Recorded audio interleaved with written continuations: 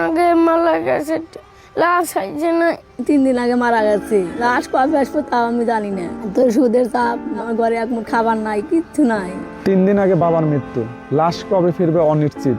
সুদের বেড়াজালে আটকা, বাচ্চাদের মুখে খাবার তুলে দিতে পারছে না অসহায় মা।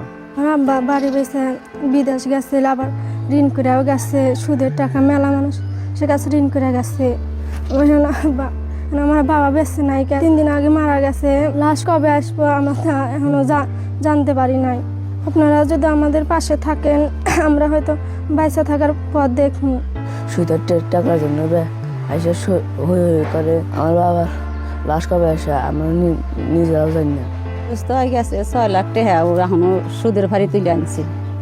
সুদের ভারি তুলে আনছে, ওকে আছে এখন মারা গেছে 3 দিন ধরে। আর এই বাচ্চা গোনার যে চলার মতো কোনো গোছি নাই, কিছু খাবার নাই। দেখাই 14 দিন ধরে নানির বাড়ি থাইকে আইসে খাওয়ার কোনো নাই। তাহলে যে আইসে ওরা যে কি খাইবো, কিভাবে চলবো, বাড়ির নাই, কিছুই নেই। আবার এখন চলার কোনো ব্যবস্থা নেই। এখন আল্লাহ কিভাবে আবার চালাইবো, সবাই যদি পাশে দাঁড়ায় তাহলে সে ওরা ভালোভাবে চলা হাঁটবো। আমার যে পড়াশোনা আমার এই চলে গেছে, আমার এই ওটাই পর আমার স্বামী ভরসায় আসল। আমার স্বামী কামাই করে দেয়, আমার সংসার করি, তারপর আমার একটা কামাই নাই, আমার কোনো ছোটো ছোটো খাওয়ার পায়। তো সুদের চাপ, আমার বাচ্চা স্বামী হারা, আমি কি করে চলবো? এক মুখ চাইলো না পানি খরচ। আমি এই শুক্রবার দিন বেতন দেবো, এই বেতন দেওয়ার আগে আমার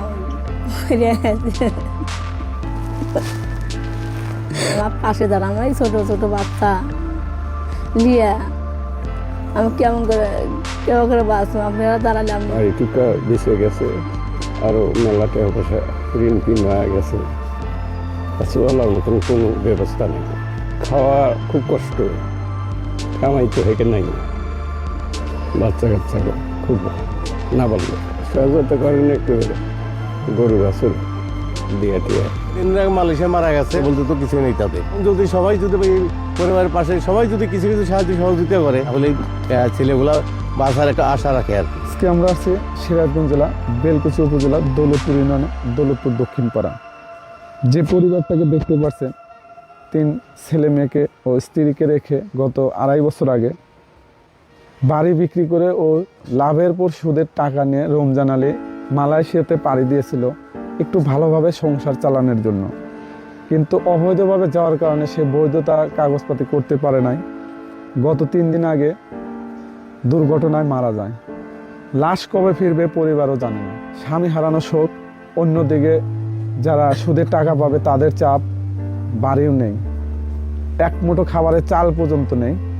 শুক্রবারে টাকা পাঠানোর কথা ছিল, কিন্তু সে টাকা পাঠানোর আগে তিনি দুনিয়া থেকে চলে গেলেন। 6ষ্ঠ শ্রেণীতে লেখাপড়া করে মিম, অভাবে লেখাপড়া বন্ধ হয়ে গেছে।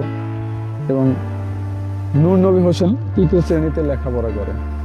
সবচেয়ে সবার ছোট হাসান 2য় শ্রেণীতে লেখাপড়া করে। কিন্তু এখন যে পরিস্থিতি, তাদের লেখাপড়া তো দূরের কথা, এক মুঠো খাবারের জন্য কিন্তু সবাই চিন্তিত। অন্যদিকে বাবা হারানো শোক, কবে ফিরবে বাবার লাশ, একবার বাবার মুখটা দেখতে পারবে, সেটা অনিশ্চিত।